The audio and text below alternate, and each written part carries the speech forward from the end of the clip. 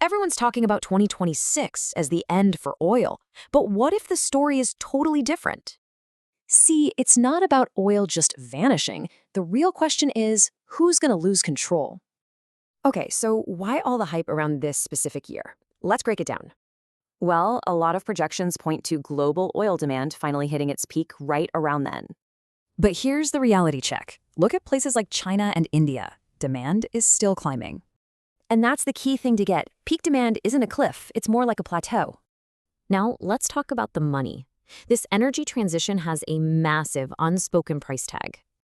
It's not just about cool new tech. We're facing serious physical hurdles, from supply chains to safety. And you know what complicates all this even more? Geopolitics. The global energy map is breaking apart. Sanctions, shifting trade. Suddenly, energy security forces countries back to what they know, oil and gas. Which leads us to maybe the single biggest problem in this whole equation, the electrical grid. I mean, the technology itself, it's moving at an incredible pace. There's no question about that. We're talking solid-state batteries, wireless charging, real solutions to things like range anxiety are here. But here's the catch. All this amazing new tech is plugging into a really old, strained system. Just look at Texas. Demand from EVs and data centers is surging way faster than expected.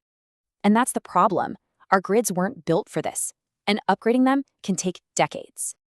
So what's the actual verdict? What really happens after 2026? It's not an apocalypse, it's a power shift.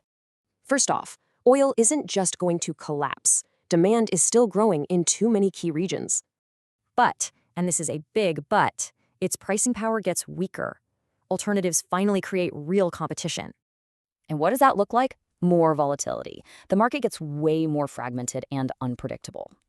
So instead of one global market, we're seeing regional energy blocks, all playing by different rules. Ultimately, the future of energy won't be decided by tech alone, but by who controls capital, grids, and cooperation.